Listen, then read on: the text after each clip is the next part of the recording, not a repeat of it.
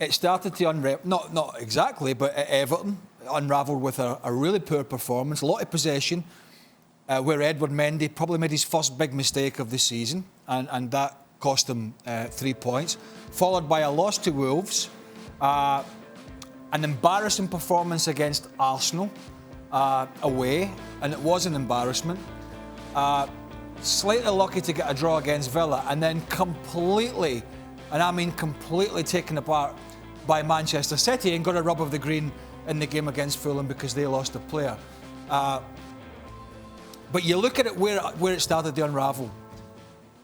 Last year, and he did do a good job last year, but that's last year. Fish and chip paper, gone. Defensive was a problem last year, defence. It looked like he'd sorted it out this year.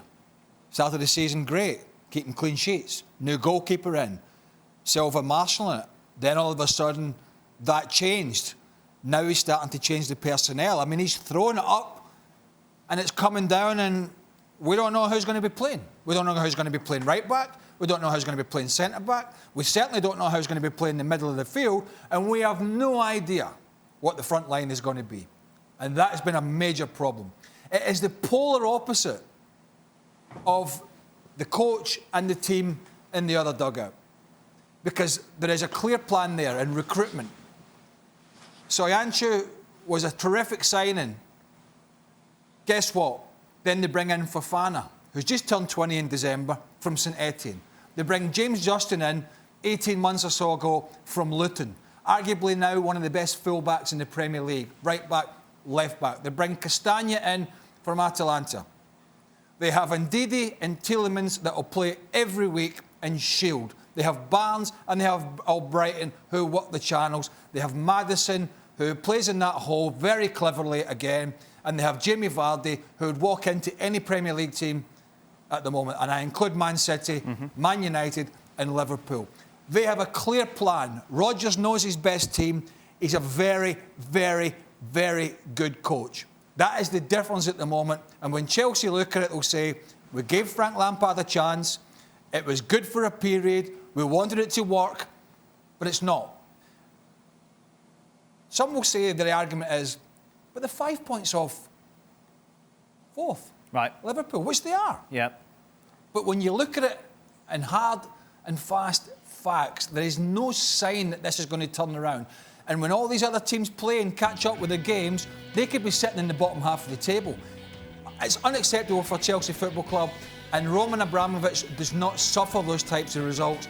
Lampard knew that when he took the job, and the bottom line here is now Chelsea are going to have to make a change. And I think it could be done by the end of play this evening.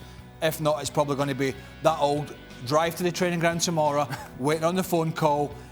I think he knows it's coming. Frank, if you're Roman Abramovich, who would you hire?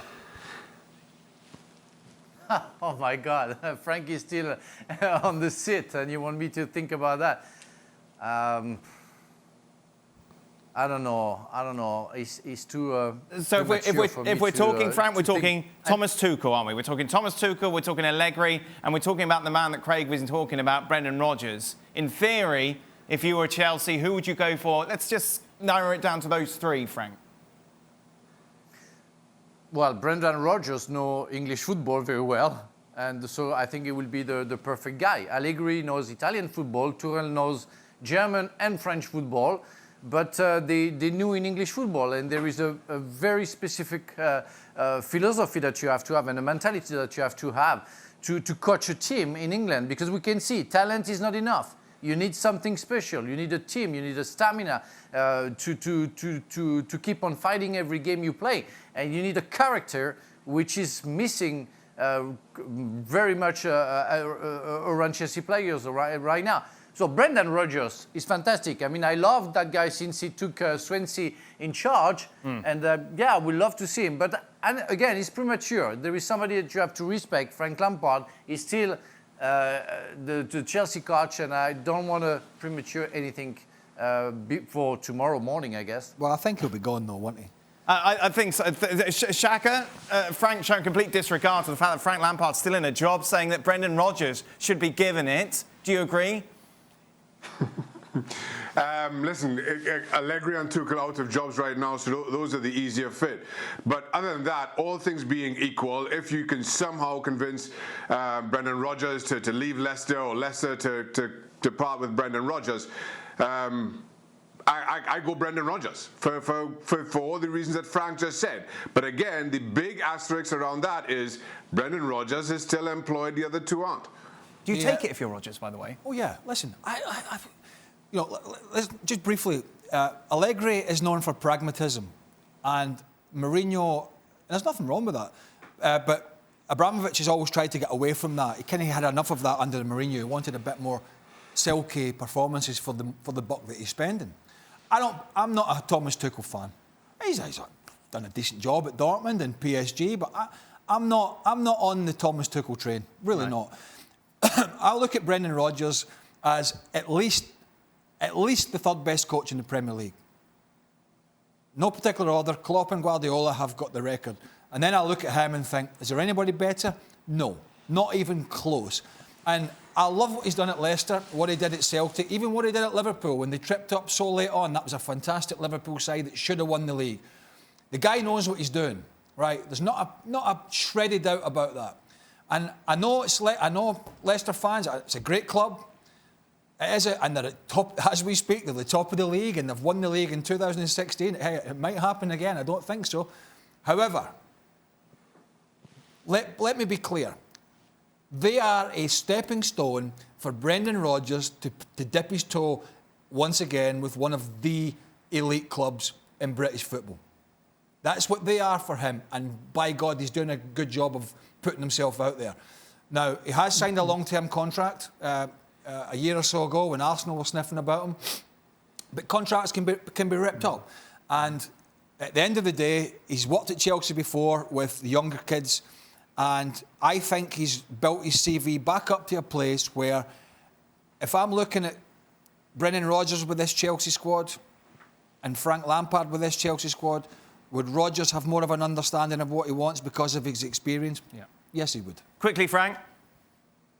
Well, I think Rodgers won't come to Chelsea. I think it would be a complete betrayal towards the club and the fans. So I don't see him going to Chelsea. From why? Why? Well, because I mean, you just say he signed just a long contract. I think he wants to achieve something. They are building something special. He's top of the league. What's the point to go to Chelsea? For Brendan Rodgers, the club won't accept it. I don't see him coming. I mean, that would be very, very strange for me to see him reaping his contract. But he did leave Celtic when they were having success. And I know he wanted to get back to England to get back on the what they consider the elite level of European football, the Premier League. But he jumped out a hugely successful Celtic team. They were winning trophies for fun. It was coming out his heart. He could do nothing wrong. They could do nothing wrong at Celtic. He was the messiah up there. But he wanted back to England to build his stock, to have another bash at the biggest jobs in England. Thanks so much for watching ESPN on YouTube. And for more sports highlights and analysis, be sure to download the ESPN app. And for premium content and live streaming, subscribe to ESPN+.